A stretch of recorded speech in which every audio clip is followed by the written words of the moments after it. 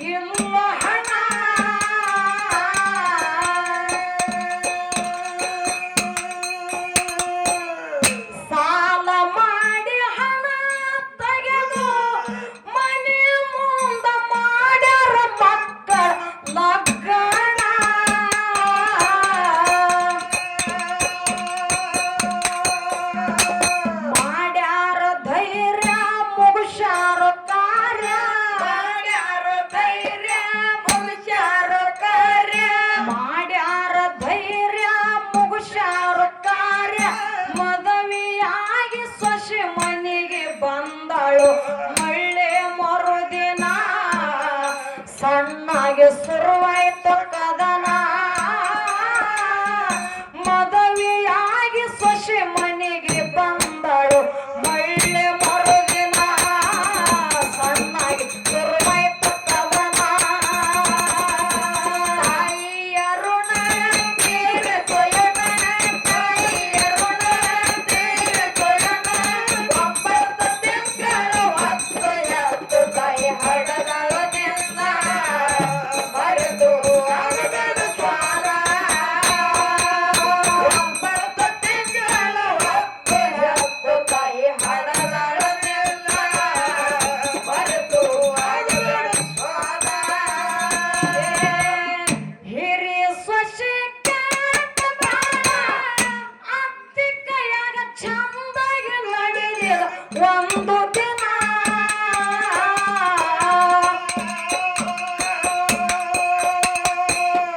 ಸನ್ನಿ ಮಾಡಿ ಗಂಡಗ ಹೇಳ್ತಾಳ ನಿನ್ನ ನಂಬಿಕೊಂಡು ನಾನು ಬಂದೇನ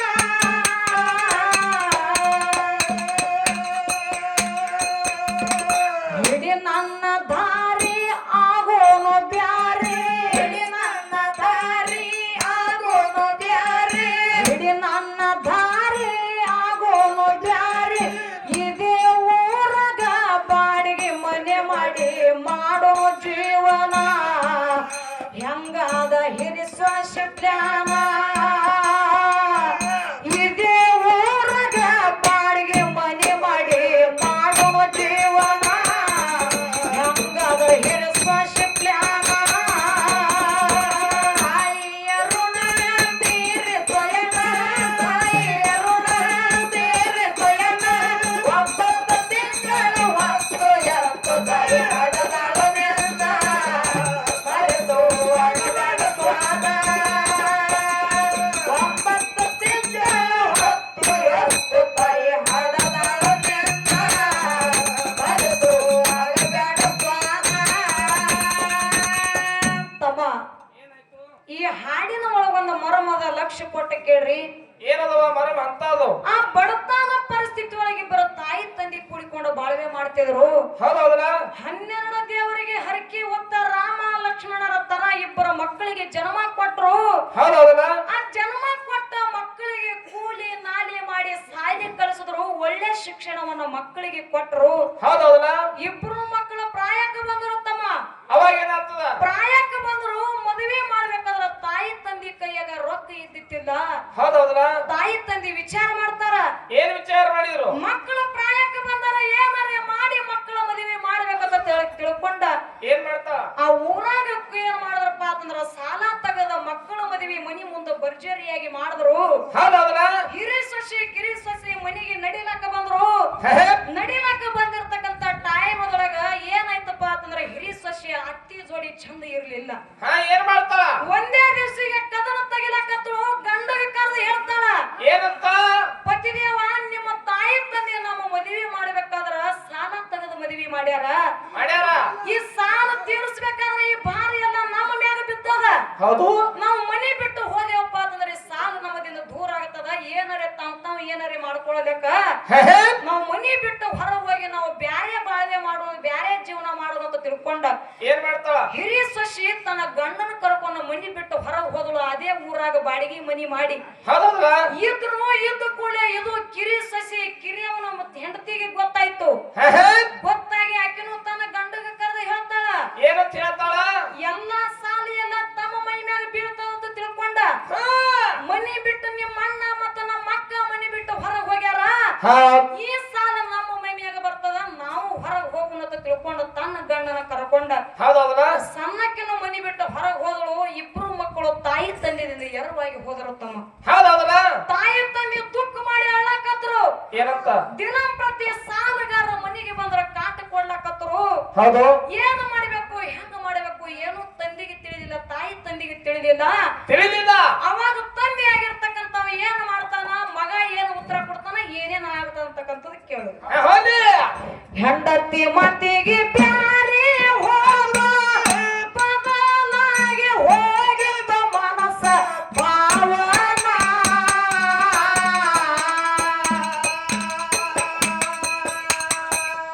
ಹಠ ಬಿದ್ದು ಅಳತಾಳ ತಾಯಿ, ಹೆಂಡ ಮನ್ಯಾಗ ಮಾಡಿ ಹೋಗಲು ಅವಮಾನ.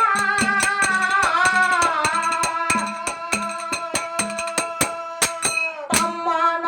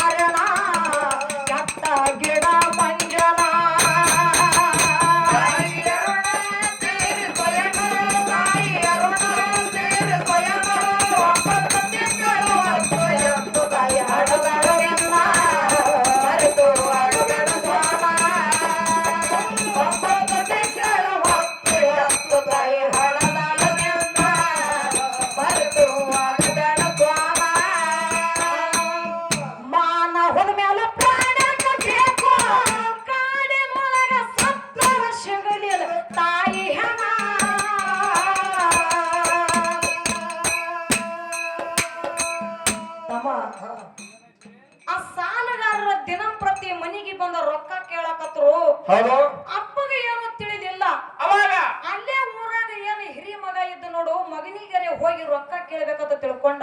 ಏನ್ ಮಾಡ್ದ? ಅಪ್ಪ ಬರದಿ ಏನ್ ಮಾಡ್ದಪ್ಪ ಅಂತಂದ್ರ ಮಗನ ಮನೆಗೆ ಹೋಗ್ತಾನ. ಮಗನ ಮನೆಗೆ ಹೋಗಿ ಹಿರಿ ಮಗನಿಗೆ ಹೇಳ್ತಾನ, ಏನಂತ?